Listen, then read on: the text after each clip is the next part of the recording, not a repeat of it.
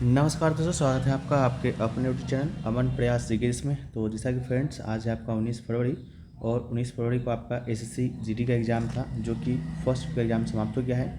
First shift में GK GS से जो है आपके 20 प्रश्न पूछे गए थे। उन 20 में से अधिकतम जो रियल प्रश्न हैं हमें प्राप्त हो गए हैं। तो आज की इस वीडियो में हम उन सभी प्रश्नों को जो है डिस्कस करेंगे, साथ में उस प्रश्न से रिलेटेड कुछ एक्स्ट्रा फैक्ट को भी देखते हुए चलेंगे। तो चलिए वीडियो को स्टार्ट करते हैं। लेकिन उससे पहले अगर आप चैनल पर नए हैं, चैनल को आप लोग सब्सक्राइब कर लीजिएगा। अगर आप लोग सब्सक्राइब किए हुए हैं तो नोटिफिकेशन बेल को जो है ऑल पर क्लिक कर लीजिएगा। इसका जो पीडीएफ है आपको टेलीग्राम चैनल पर मिल जाएगा, जिसका लिंक जो है डिस्क्रिप्शन में दिया गया है। तो जाइए और उस पीडीएफ का जो है लाभ उठाइए, ठीक है।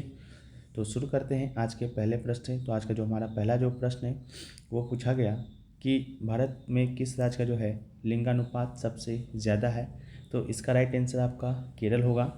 लिंगानुपात की जब हम लोग बात करते हैं तो प्रति 1000 पुरुष पर महिलाओं की संख्या का वर्णन के लिए ही किया जाता है। लिंगानुपात की 1000 पुरुष पर जो है कितनी महिलाएं हैं, तो वही आपसे पूछा गया था कि इस राज्य में है सबसे ज़्यादा महिलाएं 1000 पुरुष पर, तो वो आपका केरल है।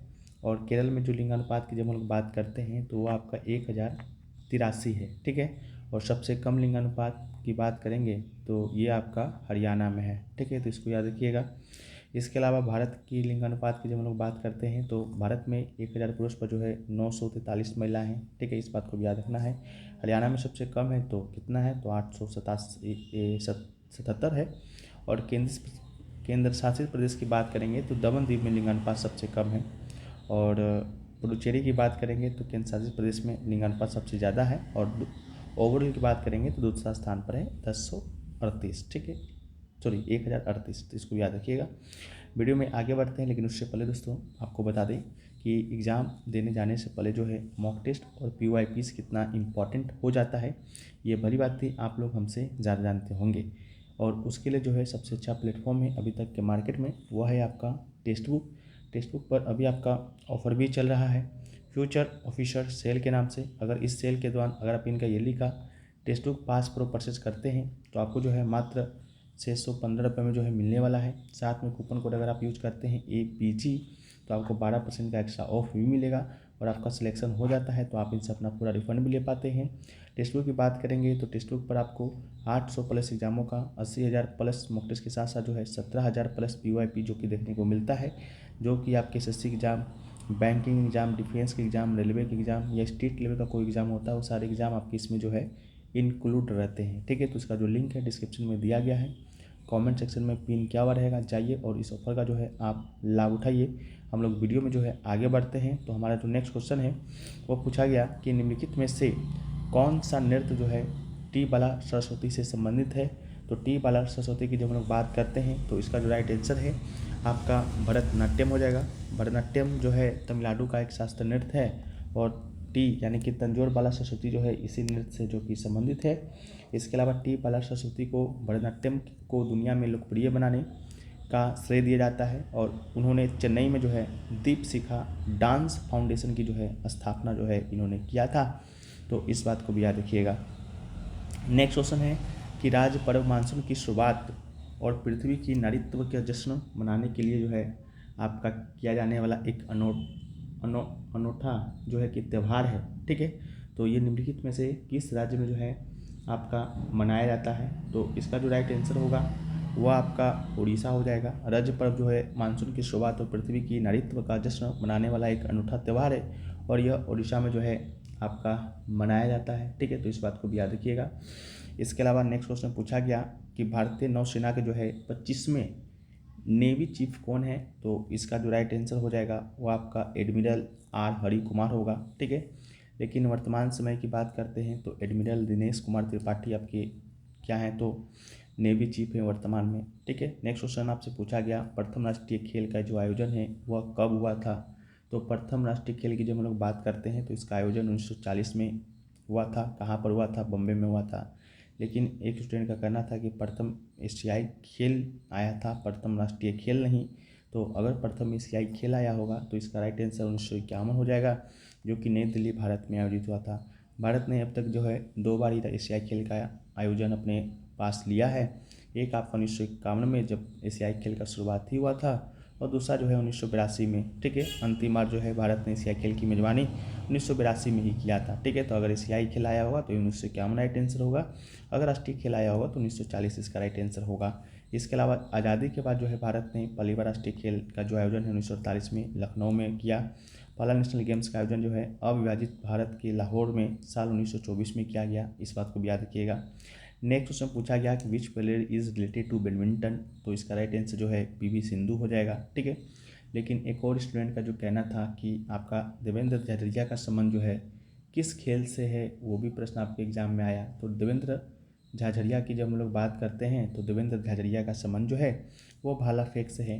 भारतीय पैरा ओलंपिक देवेंद्र झाझड़िया भाला फेंक से जुड़े हुए हैं और उन्होंने एथेंस में 2004 के ग्रीष्मकालीन पैरा ओलंपिक में भाला फेंक में अपना पहला स्वर्ण जीता और अपने देश के लिए जो है पैरा ओलंपिक में एकमात्र दूसरे स्वर्ण पदक विजेता बने।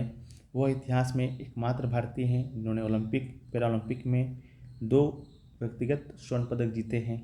ठीक है, इसके अलावा रियो डी जेनेरियो में 2016 के ग्रीष्मकालीन पैरा ओलंपिक में उन्होंने अपने पिछले रिकॉर्ड को बेहतर करते हुए उसी स्पर्धा में जो है दूसरा स्वर्ण पदक भी अपने नाम किया।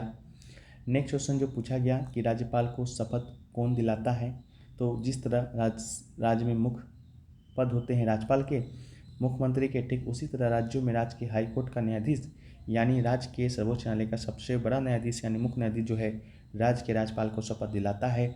अगर बिहार के राज्यपाल को शपथ दिलाना होगा तो बिहार के राज्यपाल को शपथ कौन दिलाएगा, तो पटना हाईकोर्ट जो है उसके जो मुख्य न्यायाधीश होंगे वो शपथ दिलाएंगे। उसी प्रकार यूपी के राज्यपाल को शपथ दिलाना होगा तो यूपी के जो मुख्य न्यायाधीश होंगे वे शपथ दिलाएंगे। ठीक है, तो इसको याद रखिएगा। और मुख्यमंत्री को जो है शपथ कौन दिलाता है, तो मुख्यमंत्री को शपथ और कोई नहीं, यही आपका राज्यपाल जो है वो दिलाता है। इसके अलावा राष्ट्रपति को शपथ कौन दिलाता है, तो राष्ट्रपति को शपथ आपका दिलाता है सर्वोच्च न्यायालय के मुख्य न्यायाधीश। ठीक है, इसको याद रखिएगा। प्रधानमंत्री को शपथ कौन दिलाता है, तो ये आपके राष्ट्रपति दिलाता है। ठीक है, तो इसको याद रखना है। नेक्स्ट आपका है कि रोलिंग प्लान किन 2 पंचवर्षीय योजनाओं के बीच जो है लागू किया गया, तो इसका राइट आंसर पश्चिमी और छठी होगा। भारत में रोलिंग प्लान 1978 में जो है शुरू किया गया था। रोलिंग योजना की अवधारणा जो है कुन्नार मेडल के द्वारा गढ़ी गई थी। 1980 में सत्ता में आने पर भारतीय राष्ट्रीय कांग्रेस सरकार द्वारा इस योजना को फिर से खारिज कर दिया गया और एक नई छठी योजना बनाई गई। रोलिंग योजना का मुख्य लाभ जो है यह है कि वो लचीले होते हैं। रोलिंग योजना एक ऐसी योजना है जिसमें हर साल योजना के प्रदर्शन का आकलन किया जाता था। इस आकलन के आधार पर जो है अगले साल की नई योजनाएं बनाई जाती थी। इस प्रकार इस योजना के दौरान आवंटन और लक्ष्य दोनों को संशोधित किया जाता है। भारत में जनता सरकार ने 1977-78 में 5वीं पंचवर्षीय योजना को समाप्त कर दिया। 1978-83 की अवधि के लिए जो है अपनी छठी पंचवर्षीय योजना शुरू की, जिसे रोलिंग योजना कहा। ठीक है, तो इसको याद रखिएगा। नेक्स्ट क्वेश्चन पूछा गया कि बंगाल विभाजन के जो समय है वह आपके कौन जो है ये वायसराय थे। ठीक है, तो बंगाल विभाजन आपका 1905 में हुआ था। घोषणा 19 जुलाई 1905 को होता है, लेकिन अलग लागू 16 अक्टूबर 1905 को किया जाता है। और उस समय जो वायसराय था आपका लॉर्ड कर्जन था, तो इसका राइट आंसर आपका लॉर्ड कर्जन होगा। लेकिन 1911 में बड़े राजनीतिक विरोध के कारण जो है आपका बंगाल विभाजन को रद्द कर दिया जाता है और ब्रिटिश भारत की राजधानी को 1911 में कलकत्ता से दिल्ली ले जाया जाता है। ठीक है, तो इसको भी याद रखिएगा। नेक्स्ट क्वेश्चन है which article is related to education of minorities, तो इसका राइट आंसर जो है आर्टिकल 13 होगा।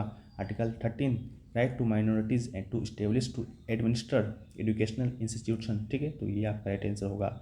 नेक्स्ट क्वेश्चन पूछा गया write a chemical equation of a double displacement reaction. ठीक है, तो डबल डिस्प्लेसमेंट रिएक्शन का जो है आपका केमिकल रिएक्शन पूछा गया था, तो मे भी आपकी ये ऑप्शन में हो Na2SO4 plus BaCl2 equal to BaCO4 plus 2NaCl। ठीक है, मे भी आपका ये ऑप्शन में हो, तो ये राइट आंसर हो जाएगा। ठीक है, इसके अलावा जो है आपका और क्या क्वेश्चन पूछा गया था, तो आपका फेस्टिवल से तो शायद आपका राज्य पर्व ही देखने को मिला और करंट अफेयर से जो है कैबिनेट मिनिस्टर पूछा गया था, शायद कोई प्रश्न क्लियर नहीं है। ठीक है, तो चलिए वीडियो को यहीं पर समाप्त करते हैं। लेकिन इससे पहले अगर आप SSC एग्जाम में 4 से 18 फरवरी तक का अगर आप PDF लेना चाहते हैं जिसमें आपको 600 प्लस प्रश्नों का PDF एक्स्ट्रा इफेक्ट के साथ मिलेगा, तो आप इसे मात्र 25 रुपये में ले सकते हैं। 2 व्हाट्सअप नंबर है, दोनों में से किसी एक पर संपर्क कीजिएगा तो आपको ये PDF मिल जाएगा। PDF हिंदी इंग्लिश दोनों लैंग्वेज में उपलब्ध है। साथ में आपको पूरे SSC एग्जाम तक का PDF मिलेगा इसी शुल्क में। और अगर आप हमारे द्वारा बनाए गए 40 इंपॉर्टेंट टॉपिक्स वाइज प्रयास ई बुक लेना चाहते हैं विद MCQ प्रश्नों के साथ, तो ये भी ले सकते हैं। ये ई बुक आपके आगामी सभी एग्जामों के लिए इंपॉर्टेंट होगा। हिंदी इंग्लिश दोनों में उपलब्ध है। अभी के लिए मात्र 49 रुपये में मिल रहा है। अगर आप ई बुक को परचेज करते हैं तो जीटी का जो ऑनगोइंग PDF होगा वो भी आपको जो है फ्री दिया जाएगा। यही 2 व्हाट्सएप नंबर है, दोनों में से किसी एक पर संपर्क कर लीजिएगा तो आपको ये PDF है वो आपको मिल जाएगा। ठीक है, बाकी लिंक डिस्क्रिप्शन में दिया गया है, तो जाइए इस ऑफर का लाभ उठाइए। मिलते हैं नेक्स्ट वीडियो में, जब तक के लिए जय हिंद फ्रेंड्स, वंदे मातरम।